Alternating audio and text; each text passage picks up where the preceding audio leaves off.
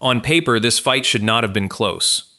The Germans were bringing over 260 tanks and assault guns to this fight, more than half of them Panthers, a tank whose gun could put a round through an American Sherman from almost a mile out, long before the Sherman was even close enough to fire back. The plan was simple. Punch through the thin American line near a French farm town called Aricourt, retake Luneville, and cut the head off Patton's advance before it reached Germany. Then the fog rolled in. This is the story of the Battle of Aricourt, 10 days in September of 1944, when a Sherman-heavy American armored division met a German force that outgunned it on paper and tore two brand-new Panzer brigades apart anyway. Not because the Americans had better tanks. They didn't.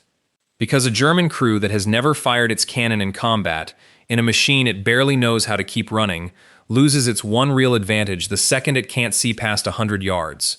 And an American tank battalion that has already fought its way across France from Normandy knows exactly what to do with that 100 yards. Here's how it happened. By the third week of September 1944, the German 5th Panzer Army had assembled roughly 262 tanks and assault guns around Lorraine, 107 Panthers, 75 Panzer IVs, and about 80 self-propelled guns, gathered under General Hasso von Manteuffel to cut off the American spearhead pushing toward Nancy. The Panther alone made the math brutal. Its long 75mm gun could put a round through an American M4 Sherman's front armor at ranges past 1,800 meters. The Sherman's own gun, even in its newer 76mm form, needed to close inside 900 meters before it stood a real chance against a Panther's front plate. On a map, in daylight, on open ground, this was not a fight Combat Command A of the 4th Armored Division was built to win. Then the weather did something the German planners hadn't accounted for. A dense, low fog settled over the plateau around Aricourt on the morning of September 19th, thick enough to cut visibility to under 100 meters in places. That fog didn't touch the Panther's armor or its gun. It touched the one thing the gun needed to matter: distance. A tank that can kill from a mile away is no better than one that can kill from 50 feet, if 50 feet is as far as anyone can see.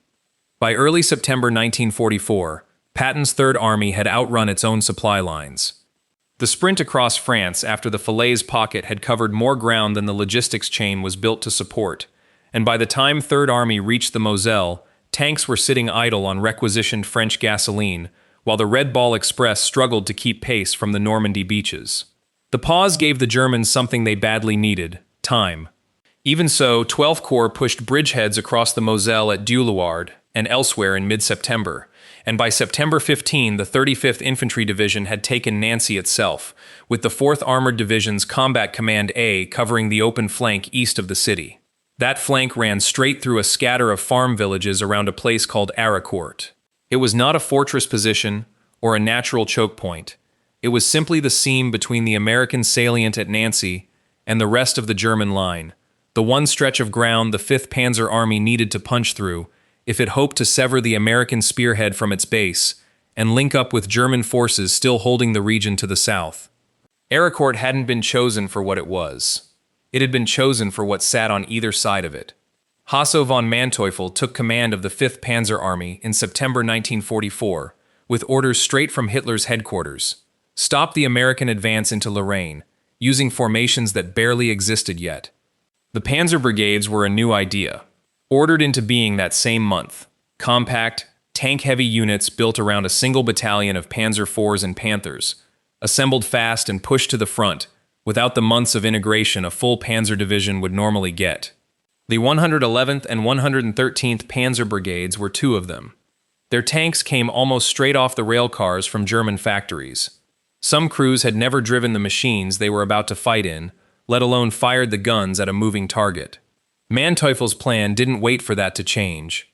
He ordered the 111th to drive west along the Perroy-Aricourt road, link up with the 553rd Volksgrenadier Division near Chateau Salance, and close the gap the Americans had torn between two German armies, severing the 4th Armored Division's spearhead from the rest of 3rd Army before reinforcements could reach it. It was a plan built on speed, not readiness. Manteuffel was betting that momentum and firepower would cover for the fact that his brigades had never fought together, and had barely finished forming when they were ordered into the attack.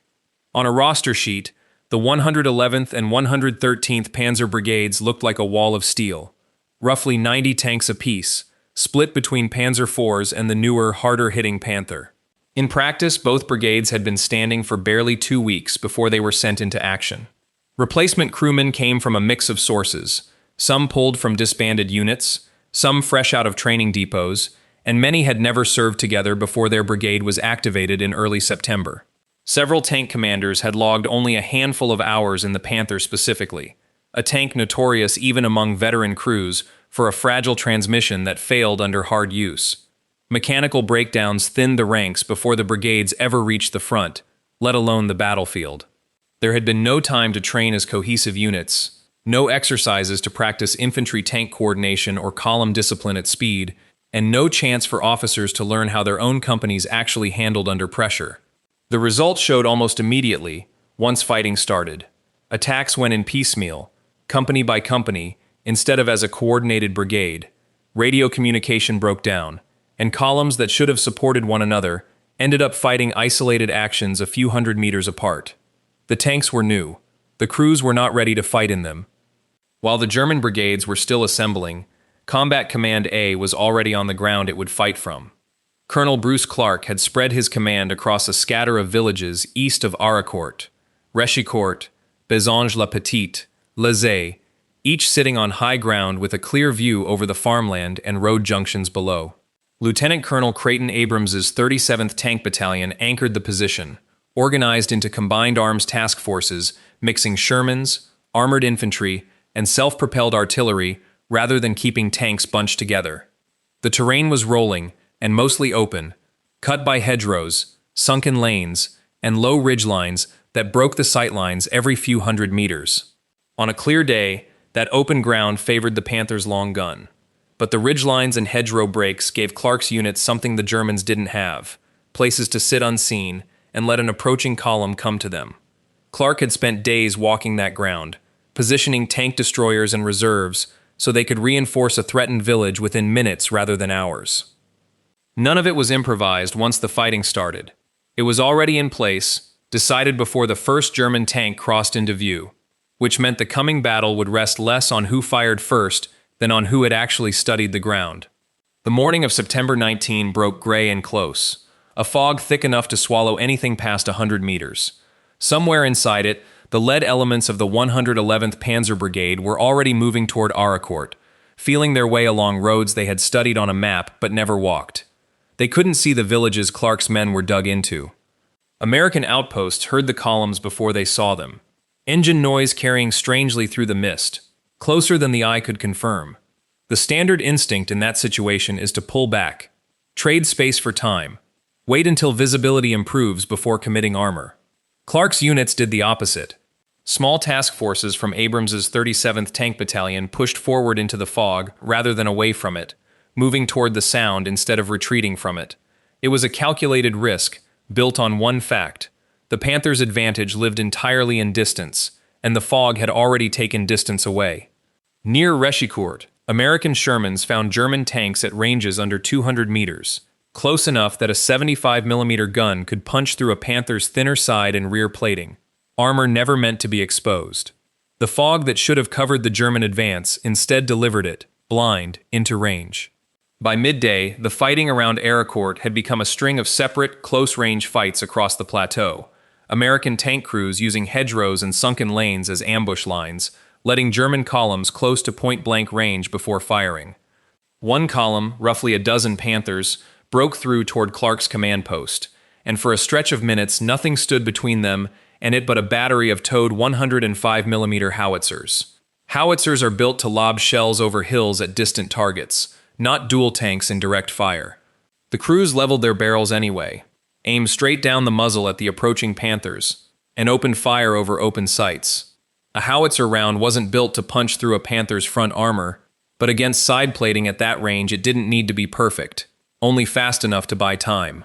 Clark radioed for anything armored he could get. Captain Jimmy Leach's Baker Company, 37th Tank Battalion, took the call and moved. Leach's Shermans reached the command post while the German column was still pressing forward, arriving in time to add tank fire to the artillery already holding the line. The column broke off. The post held, not because it had been defended by design, but because a battery of artillerymen and one tank company got there and held on.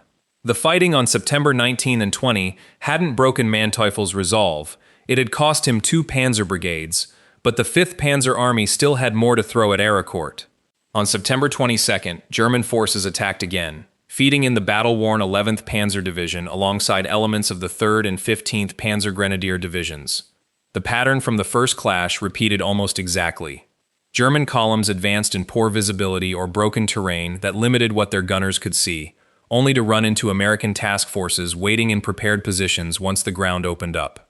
By this point, the weather had begun helping the Americans a different way. As fog lifted and skies cleared later in the week, P-47 Thunderbolts of 19 Tactical Air Command joined the fight, rocketing German columns that armor and artillery hadn't already stopped. Attack after attack through the following days produced the same result. Tanks destroyed in the open, momentum lost within hours of each push, no ground gain that could be held. By September 29, when the fighting wound down, the 5th Panzer Army had lost close to 200 tanks and assault guns trying to break a division that never gave up the ground it had chosen to defend. The counteroffensive meant to sever Patton's spearhead had instead spent itself against it. On paper, Ericourt was never supposed to go the way it did. The Germans committed roughly 262 tanks and assault guns, more than half of them Panthers with a gun that outranged anything the Americans had. The 4th Armored Division fought with Shermans that couldn't win a head-on duel at range and won anyway, at a cost of around 41 tanks against German losses near 200. That gap is the lesson of the battle. A tank's specifications only matter as much as the crew inside it can use them, and 2 brigades built in a hurry from replacement crewmen and unfamiliar machines couldn't translate their equipment advantage into results once fog and terrain took away the one thing that advantage depended on: distance. The Americans, by contrast, fought with formations that had already crossed France together, knew their ground, and had rehearsed tank, infantry, and artillery coordination long before they needed it under fire. For Manteufel, the cost went beyond the tank count. The 111th and 113th Panzer Brigades, his best chance at cutting off Patton's spearhead before it could be reinforced, were spent before the German counteroffensive in Lorraine ever gathered momentum. Nancy stayed in American hands, the Moselle bridgeheads held, and a battle built on superior firepower became a case study in what firepower alone cannot buy.